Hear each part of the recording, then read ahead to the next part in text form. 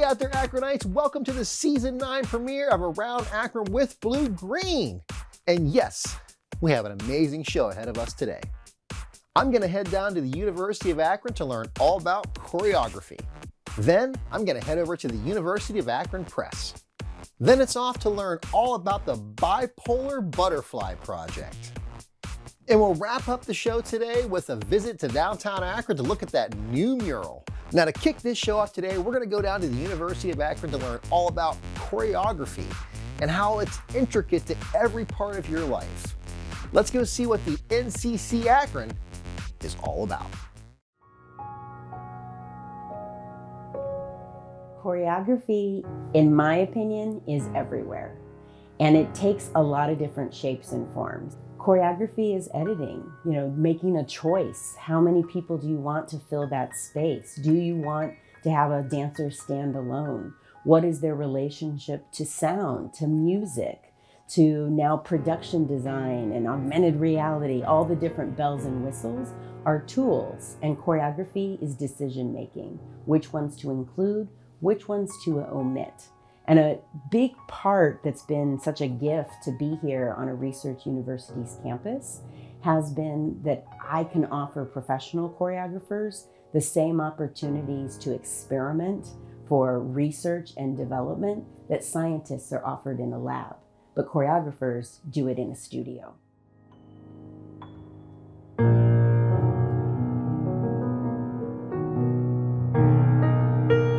NCC Akron is one of 2 national centers for choreography in this country.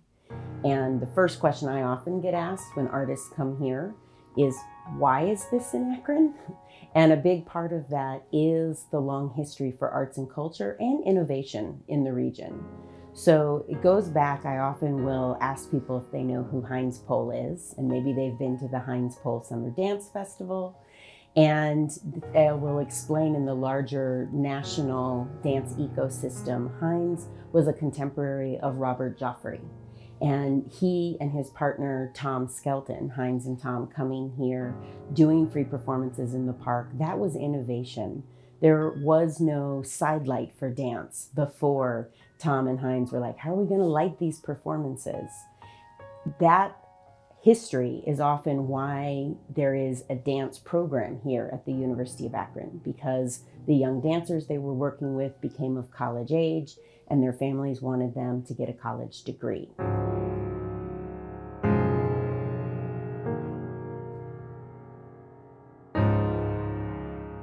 The building that we are in was expanded with the idea in mind that there would be a professional dance company here on campus.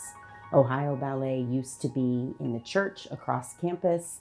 At the turn of this century, the university said, let's build you something more proper. They have 7 studios and additional offices and the Dance Institute downstairs. And 3 months before the building opened in 2006, the Ohio Ballet closed because Heinz had passed on and the new leadership didn't have the same connections to make payroll at the last minute. So there has literally was designed a big footprint for dance here in Akron and for professional dance with that in mind. Follow up a year later, Dance Cleveland, one of the only dance-only presenters in the country, just 45 minutes north in Cleveland, doesn't own their own space. And they brokered a partnership with the University of Akron to open their season here at E.J. Thomas, and in exchange would also provide an educational residency. So Alonzo King Lines Ballet from San Francisco or Momix from the New England area would come here, do a residency, taking over classes for the week, and then do a performance at the end of the week. The third component, so you have the University of Akron, Dance Cleveland, and then of course the John S. and James L. Knight Foundation. And they had been supporting that educational residency between Dance Cleveland and the University of Akron. And they had a new CEO at the time. This was in around 2012. And Alberto Irigoyen loves dance and had been on the board of directors for former dance companies. So the program officer asked Dance Cleveland's executive director at the time, Pam Young, do you have any big ideas for dance? And she said, well, yes, do you know that France has 19 choreographic centers? Because of course, in the European model and support for the arts is more of a state-funded and form of propaganda. But she said, you know, we have one National Center for Choreography here in this country. It's down in Florida. I think it's time we have a second one. And I think it could be here in Akron, Ohio. And the Knight Foundation seeded a feasibility study that then 3 years later led to a $5 million endowment setting up the National Center for Choreography here in Akron. We are a separate nonprofit institution. The Knight Foundation provided our seed capital. Dance Cleveland established a working board and eventually created my position, and I was the first employee. And we operate in donated space on the University of Akron's campus.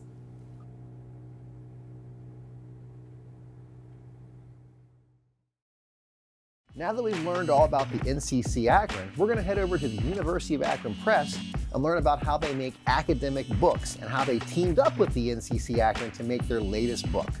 Let's go see what the University of Akron Press is all about.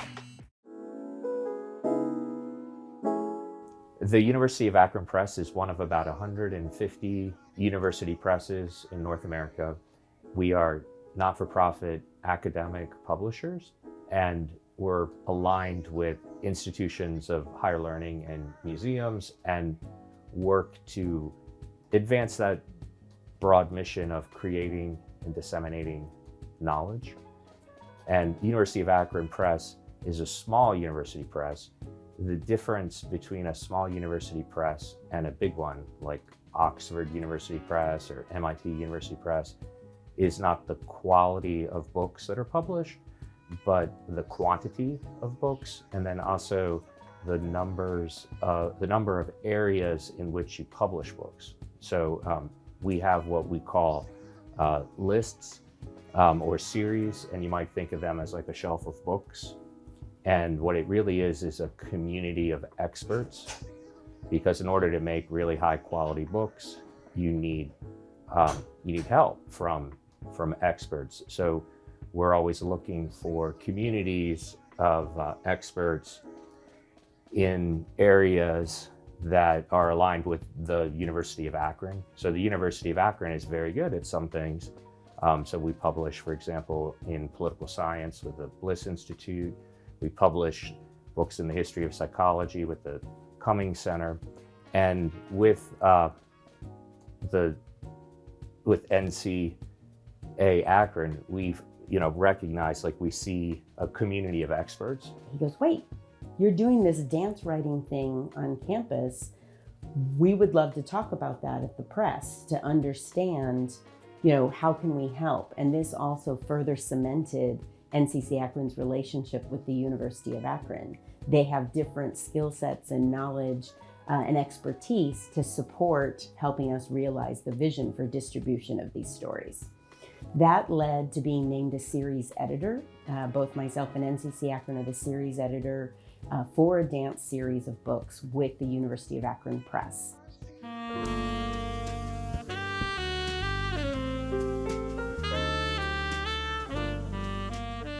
And I'm really proud of the village behind it. There are 30 contributing authors, so that in itself feels like a major intervention to disrupt the single author hierarchical mindset. And then we also paid all of our authors to write, which is its own disruption with academic publishing, because in conventional academic publishing, the purpose that people want to publish is because they need to have those books for their curriculum vitae. They are on the tenure track and need proof of that. And so the only compensation many times might be copies of the book or some minimal royalties, but this is not a money-making enterprise. It is about the distribution of knowledge. This new book that has just been published is an edited collection, and that's very exciting because of, there are dozens of experts involved. And so that the knowledge is very good and high quality when you have a community of people who really know the field, reading it and providing feedback, and people help each other, and there's an exchange of ideas, and you get growth, and people get smarter, and you get books that are very interesting to read.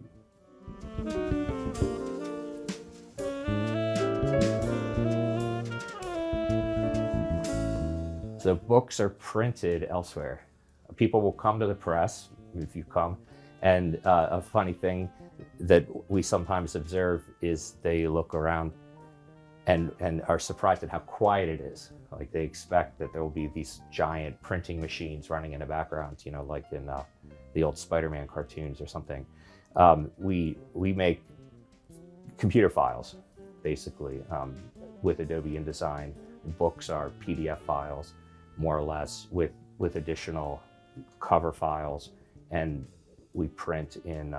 We were printing in Ashland, and now we're starting to print at different places around the country because that industry is constantly changing. That printing is always changing.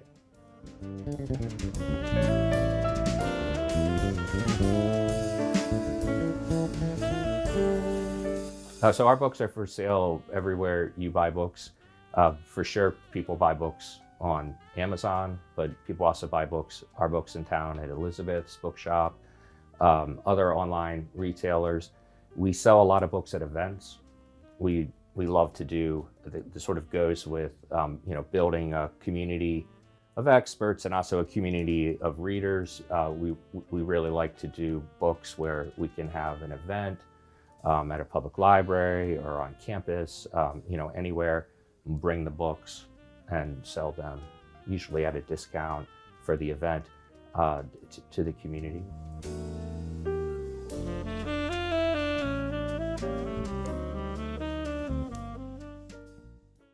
Next up is a topic that touches us all: mental health. I'm going to meet up with the Bipolar Butterfly Project and learn what it's all about. After becoming a mom, I found an old window in the basement of our apartment, and I wanted to use it to decorate because it was a really cool window. So I decided to try painting it, and I learned that I can paint. So I started with windows and mirrors, and I got involved with our Arts and Starks First Fridays down in Canton.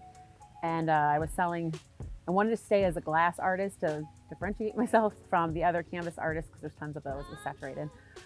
So I focused on glass, and people would call me and be like, Kimmy, there's windows on 6th and whatever avenue, and I would go out and jump in, dig in their trash and pick up their stuff, and then turn it into art. One day I painted a set of wine glasses as a gift for someone, and I found my niche. So turns out their wine glasses are very popular. So I built my brand, which is called Makiki's Art, which is Mama and Kiki mushed together, because that's all I heard when I started painting. And through the social media, Facebook especially, I grew my brand, and I ended up shipping worldwide, and I was featured in Success Magazine, which was funny because I entered the 6-week workshop, and they would teach you things, and you would write, your homework was how you would implement them in your business. I was not a business. I was literally just painting at my dining room table. And I wrote, it's all hypothetical, and out of thousands of entries, I came in the top 3, and they featured my business on Success Magazine, which made a big deal for me. So then I was shipping, like I said, worldwide, and I was offered to sell with a national brand store, but you had to supply a region of minimum of 11 stores, and I could not possibly do that myself because it takes time to make these. So I was researching licensing and hiring people, and business was just snowballing before I had my first major manic episode. And that pretty much derailed my business. I rebounded from mania with depression, and I didn't want to paint wine glasses anymore, and I struggled with creativity, period. But during that episode, I painted a butterfly. Butterflies represent metamorphosis, and self-growth. And for some reason that I cannot explain other than my manic brain, I made the one side dripping away. So I shared this with my Makiki's Art crowd, and I was overwhelmed by the outpour. People are like, you're so brave, and I needed to hear this. And they had loved ones, and that helped them relate. And I was just overwhelmed by it. So I decided to paint a series. So one day while I was painting that series, I heard a segment on NPR, and it was discussing mental illness and violence. And there was a lot of awful statistics, but the one that I could not get over was the number 2 cause of death for 10 to 34-year-olds is suicide. I had a 10-year-old and a 13-year-old at the time. I know the genetics that they might struggle because of me, and I decided that I'm going to use this design to make change for them and their entire generation.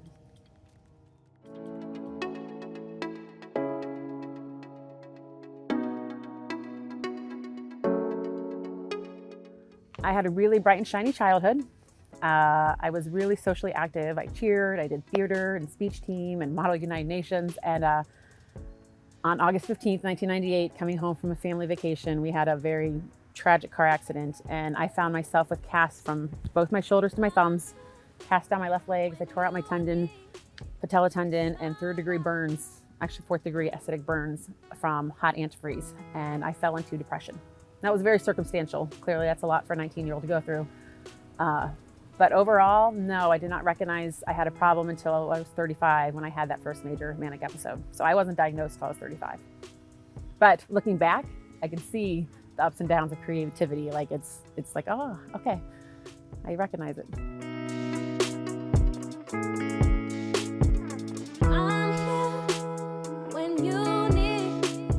I submitted for an open call for murals at Belden Village Mall, and I was accepted for my signature birch trees. Painted it, was done. Noticed on the flip side of the wall, there was just this big empty wall. So I shared my story with the board, and they agreed to let me paint the first one. Now, I wasn't paid for it. It was a donation, but it was worth it to me to do it. So that was the first one. It kind of grew from word of mouth. So I got offered to do one here and there, and then we saw a sculpture call at Stan Hewitt, and I was like, how can we make these 3D for screen space? So we decided metal's the best material, and I reached out to a handful of different fabricators, and one got back to me, Falls Metal Fabricators. The owner wanted to be a part of the story. People are touched personally by mental health, and they want to be a part of it. So they helped me install the first 2. I mean, he donated tens of thousands of dollars in labor and materials and helped me get the first 2 sculptures. One's at Akron Zoo still, and we just kind of grew from there. We started getting funding, and different entities were able to get sponsorship to buy more. So I've done 6 total.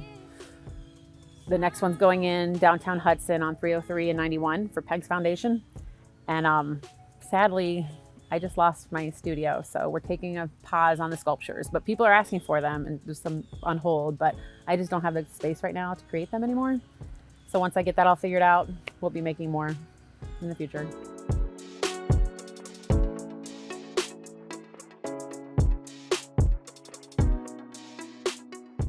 Represents all mental illness to me. So on one side, we're trying to show our best, most beautiful selves, even if we're crumbling on the other side. It turns out almost everybody, and I can't say everybody, but pretty much almost everybody is struggling with something that you don't see. Whether it's themselves or a loved one or just something with neurodivergence and mental health, there's something that everybody's dealing with.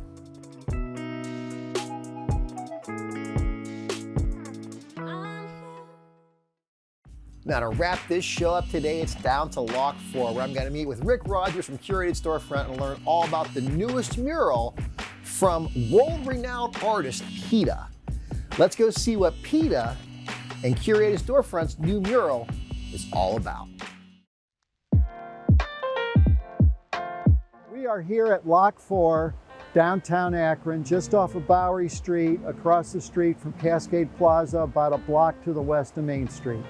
I believe that we need to elevate the street edge and the tenor of the city of Akron, and murals are one of the best ways to improve Akron's downtown.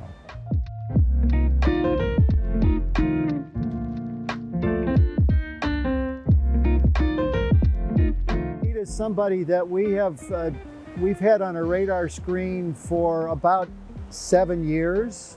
Now, he was one of the finalists for the Lock 3 mural on the other side of the Civic Theater here. Yeah, for some reason, it's been postponed and changed, and then there was the COVID in between, and and then finally, everything worked out, and they could manage to fly me here. And so we're happy to have him in Akron at this point in 2024. We're really, really lucky to have him.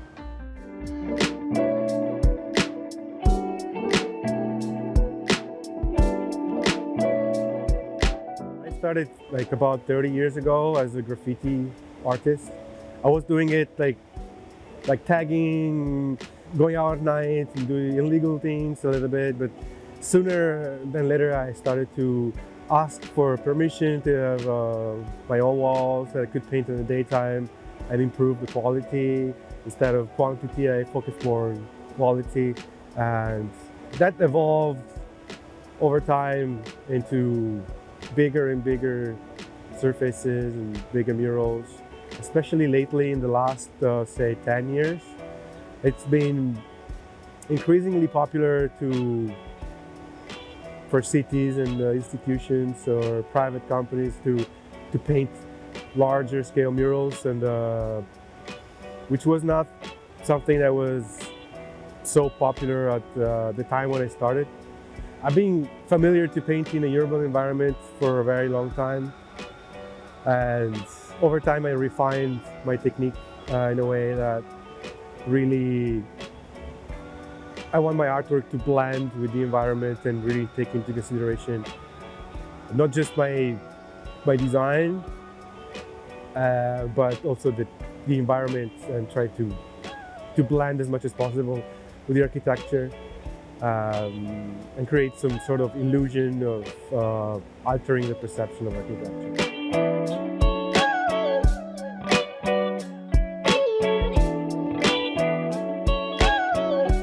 The process starts with photographs, 3D scanning of the space, understanding the point of view, understanding the environment, how people live the space. So the process is like way longer than the time it took me to paint. Actually took twice as much. Probably half of the work is done on the computer, analyzing photos and simulating how that work looks like from certain point of views and so on. And then there's a lot of preparation with paint and mixing paint to find the right grayscales and all the colors. And then there's a lot of work on computer, having this plan sketched out perfectly. Like every line has to be measured, and the beginning is a little bit tricky and pay a lot of attention, a lot of precision. So I go up there with my laptop and I follow a plan. I follow the measurements and I start from a reference point, and I start to recreate the exact proportions on a larger scale. And then, then the work becomes a little bit more intuitive when I start spraying or brushing my work, the shades. Yeah, that's the most fun part. But all the work before is a very technical, very methodic kind of work.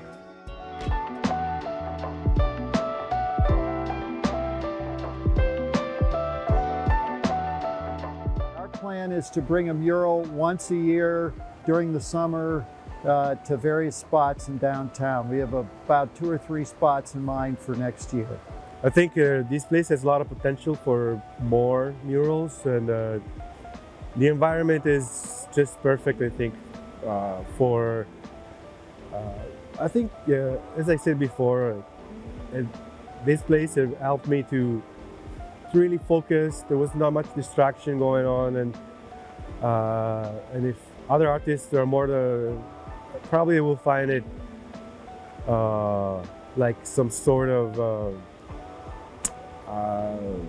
residency, I don't know, like where they can explore and develop their work without having too many people around, I would say.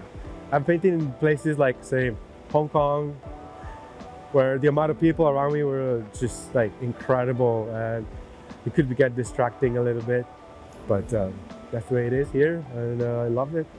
So I think any other artist will love it as well.